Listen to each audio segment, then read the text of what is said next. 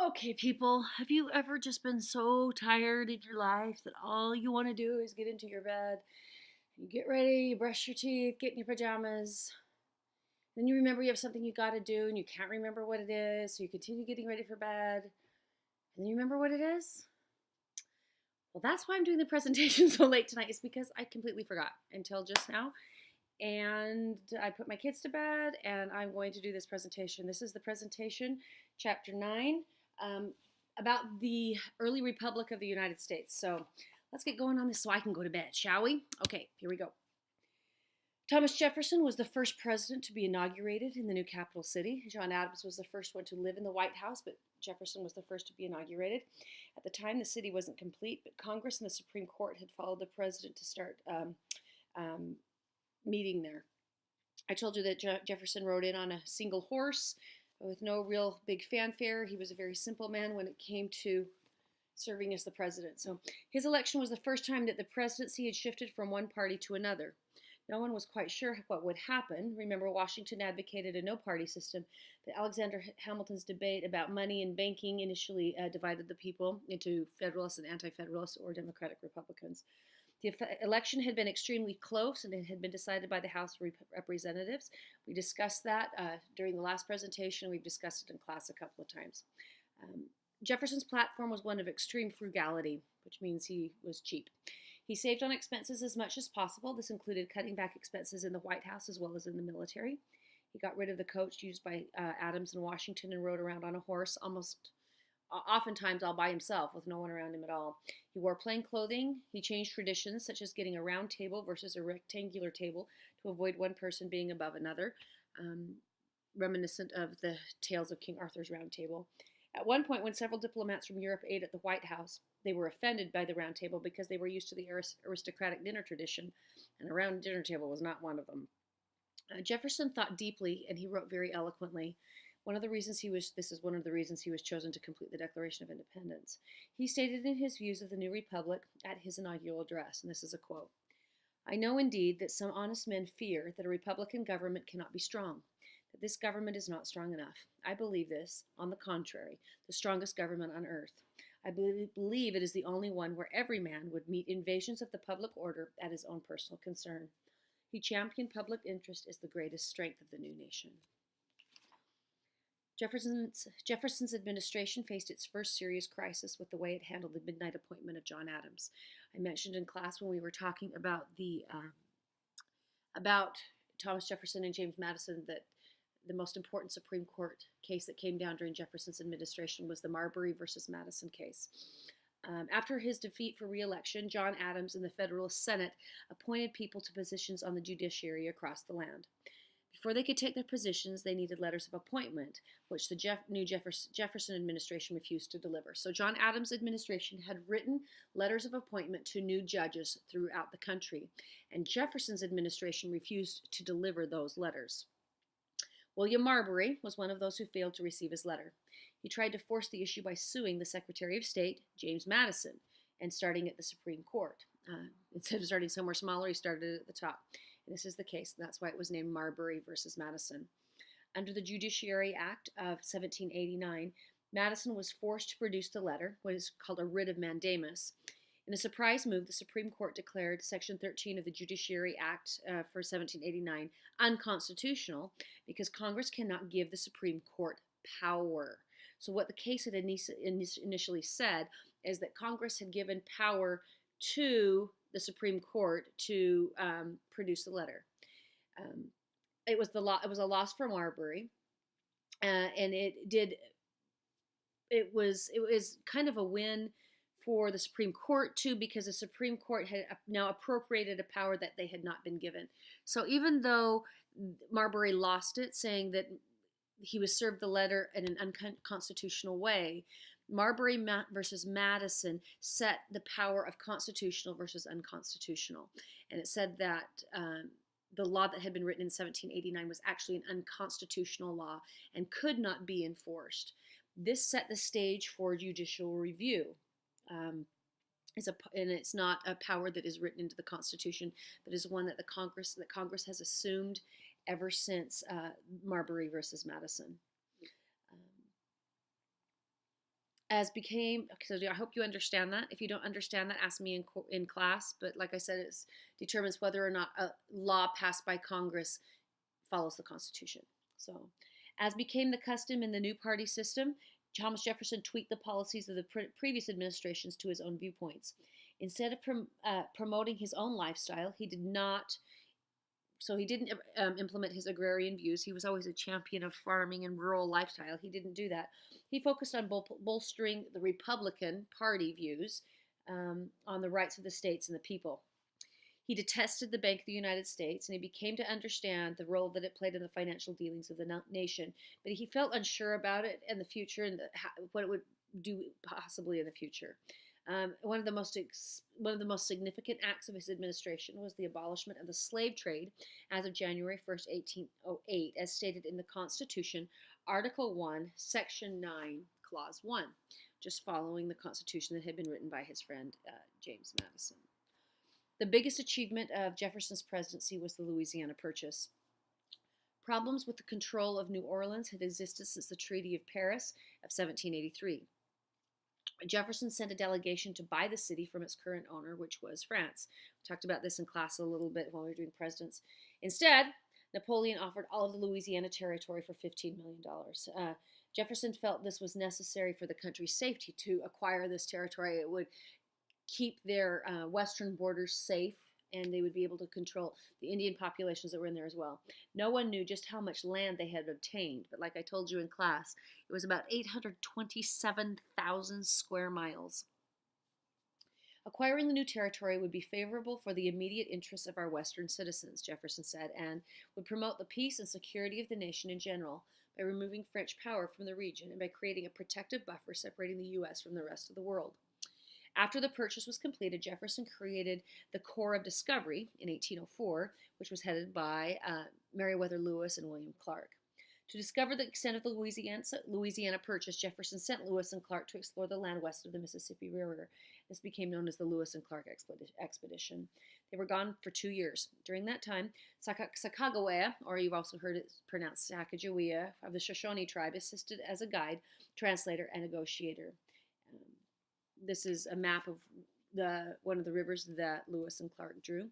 Here we see a map of what the Louisiana Purchase was.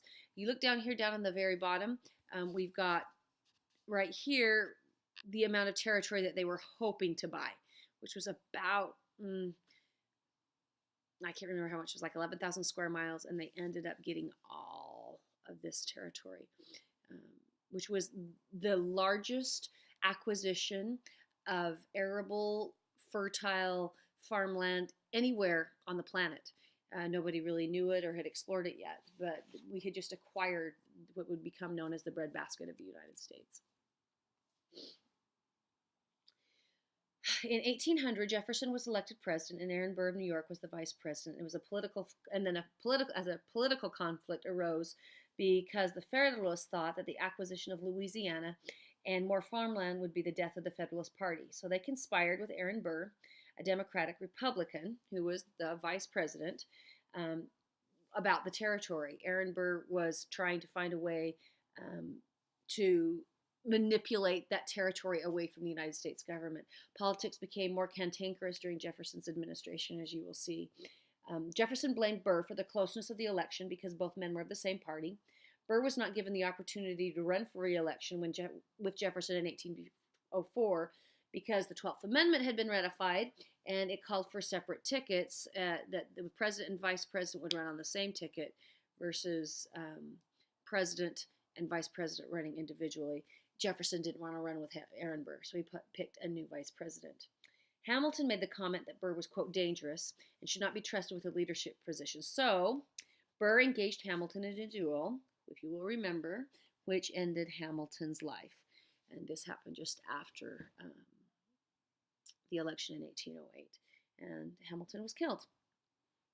So there was a political scheme that was involved. Timothy Pickering and other Federalists worked behind the scenes to have Aaron Burr elected as the governor of New York, linking New York to New England because New York had always been a middle state as opposed to a New England state. And this signaled the death of the Federalist Party. As the Federalist Party began to slowly wither away, the Democratic Republicans turned on themselves. So the Republican Party started fighting amongst themselves. John Randolph and other Southerners from the South, called the Old Republicans, led an opposition against Jefferson's second administration. This group wanted to defend states' rights and push for a more agrarian life as they broke away from Thomas Jefferson. However, it didn't work. Jefferson was elected to a second term. After fleeing prosecution for the death of Hamilton, Aaron Burr concocted a scheme to separate Louisiana from the United States and establish it as his own empire. He wanted Louisiana to secede, set up its own Republican government, and he would be the leader. So, in retrospect, Alexander Hamilton was right. Aaron Burr was not to be trusted. Unfortunately, or fortunately for Aaron Burr, it never happened. He was apprehended before he got too far along in his plan. He was tried for treason. He escaped to England again because he had been tried also for killing Alexander Hamilton. And he ended up working his way back into the United States after several years and was never found guilty.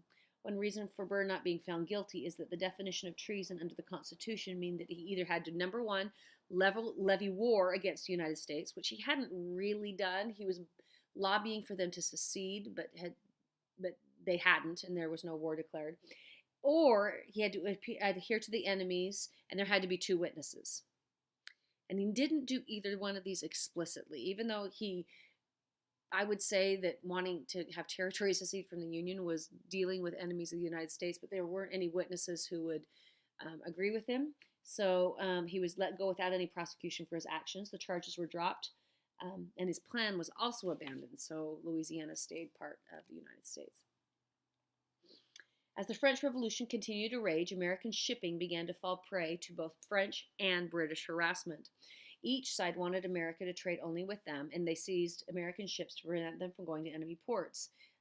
And as counseled by George Washington, we were trying to stay away from entangling alliances because the United States was trying to be neutral at this time. These actions were against international law, but the United States was unable to protect its ships. The French would take them, they would steal their stuff off the ships, where the British would take the sailors, and when they found out that they spoke English, they would impress them into service with the British Empire, or they would put them in prison. In an attempt to starve the two warring nations to respecting United States neutrality, Thomas Jefferson instituted an embargo on all U.S. shipping. The only thing that was truly hurt by this embargo was the U.S. shipping industry. This embargo was called the Embargo Act. How's that for a profound name? It would not stop Americans. It would not allow Americans to export their goods to anywhere else, and it prevented American ships from sailing to foreign ports and trying to protect American ships, but it had the opposite effect. If Americans were forbidden from exporting and forbidden from shipping anywhere, it mainly created enemies, and many Americans dismissed this ruling and continued to trade despite the great risk of being captured or harassed by the British and the French. In 1808, James Madison was elected president, following his good friend Thomas Jefferson. Madison was tricked into repealing the Embargo Act against France to force the British to do the same.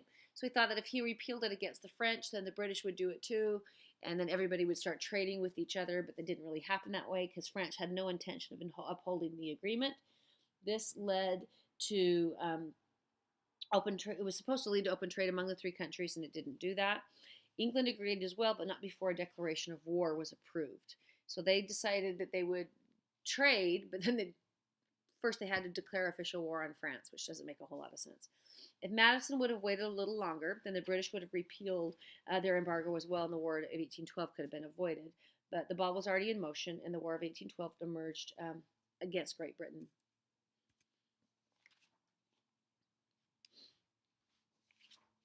The main reason for declaring war with Great Britain was for the violation of our American shipping rights. The British were instigating Indian attacks also. So we had problems on the water, which I already explained to you. And then there were Indian attacks that the British were provoking the Indians to fight internally. They had never removed the forts that had been in place since after the Revolutionary War. And so we had enemies living inside our borders. And a Shawnee leader named Tecumseh united the tribes against the Americans. The Americans blamed the British for the Indian hostilities. The votes were cast, and they were cast along a sectional basis, with the shipping-oriented North voting for going to war because obviously their industry was being hampered, and the agrarian South, who relied on British purchases, voting no because the British bought a lot of their cotton, tobacco, and sugar. Another reason was the instigation of Indians by the British citizens to attack the United States. That was another reason they decided to go to war. Um, when Tecumseh tried to unite all the tribes, the problem was for the Indians that Tecumseh was killed in 1813 in battle, and the United Tribes dissolved and disbanded. So after the War of 1812 was declared, the rebel Indian leader was killed, and they just really had no effect on the War of 1812. After war was declared, Congress adjourned without providing financial support for it. So they declared war, and then they wouldn't give it any money. And I told you that in 1811, James Madison allowed the federal bank to expire. So they didn't have a way to finance the war anyway. The U.S. Army existing was relatively weak. Like I told you, Thomas Jefferson had pulled the funding from the Army and the Navy. The Navy was in a little bit better condition, but not a lot, because they just recently fought the Barbary Coast pirates. Canada was the only logical place to send the United States Army. The U.S. planned a three-pronged assault on the British possession. Number one, they would move along the banks of Lake Champlain, toward Montreal. So they would move along here, and then they would try to hit Montreal, which is right here. And the second thing that they would do is then they would go down the Niagara River, and then they would go right up into Upper Canada. However, it didn't work that way. It ended in a failure. The problem was that the U.S. thought that Canada wanted to be, quote, liberated from British control and British rule. Canada didn't want to be liberated. Canada liked being a colony of the British and saw the Americans invading them simply that, as an invasion, not as a way to help liberate them. So that was repulsed not only by the British but by the Canadians as well. In the Southern theater of the War of 1812, Tennessee Major General, this is somebody you need to become very familiar with, his name is Andrew Jackson. He was dispatched to deal with the Creek Indians who had allied with the British down in the South. Catching them at the Battle of Horseshoe Bend, Jackson, who allied with the Cherokee Indians to fight against the British, was able to break the power of the other Indians, so he allied with the Cherokee to fight against the Creek Indians in Alabama and Georgia. So by pitting the Indian tribes who were enemies against each other, he was able to beat the Indian tribes and actually beat the British forces when they invaded in New Orleans in 1814.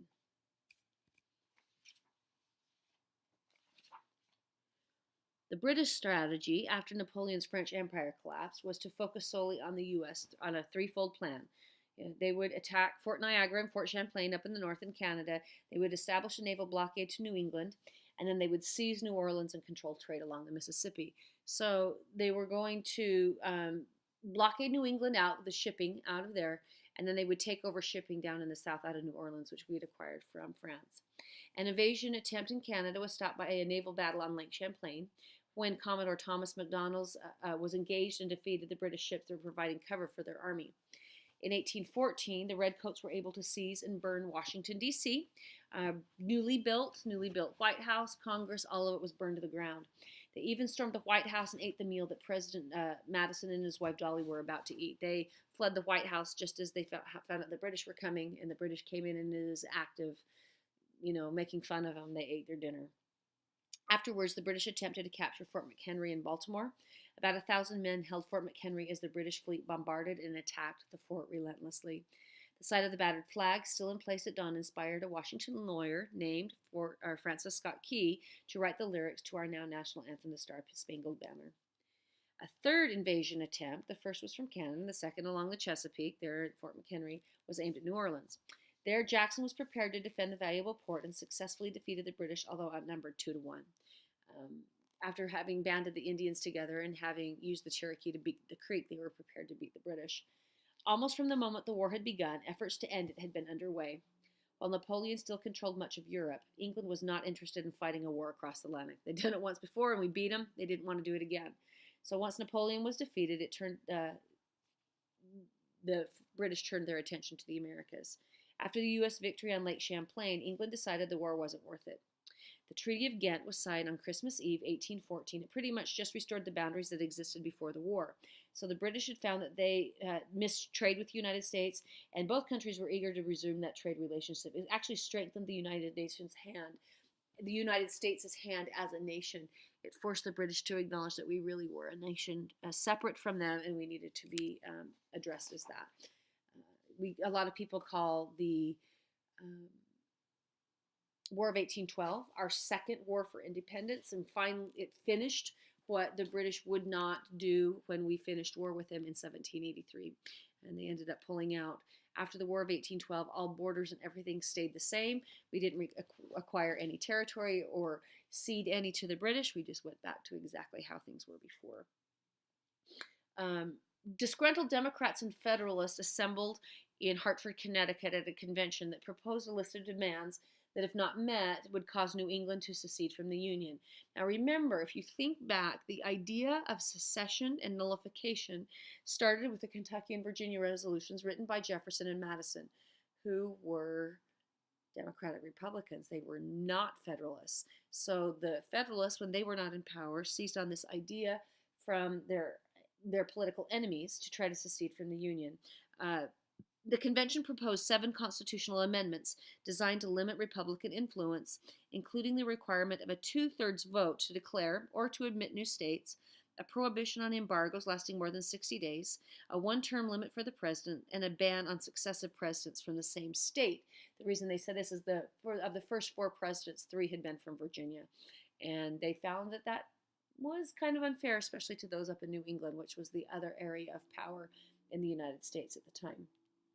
The interesting thing is that these demands arrived in Washington, D.C. at the exact same time that news of Andrew Jackson's victory in New Orleans arrived.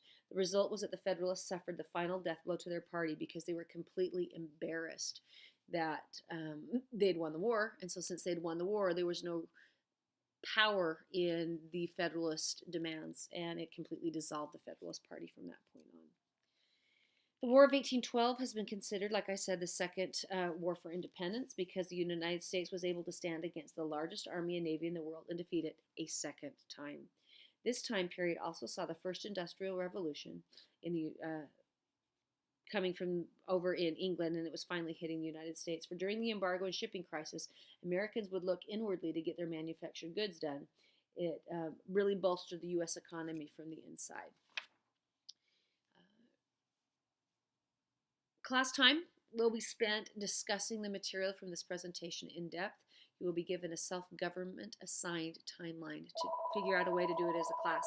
My phone is ringing, and I'm just going to finish this and not answer my phone, so I'm going to hang up on that. I want you to come to class familiar with the material and prepared to share what you learned with us. So you need to bring your notes, which will be checked in class, and then those will be worth 10 points, and then you'll have a self-government exercise as well that will also be worth 10 points. So I will see you in class on Wednesday, and after I answer this phone call, I'm going to go to bed.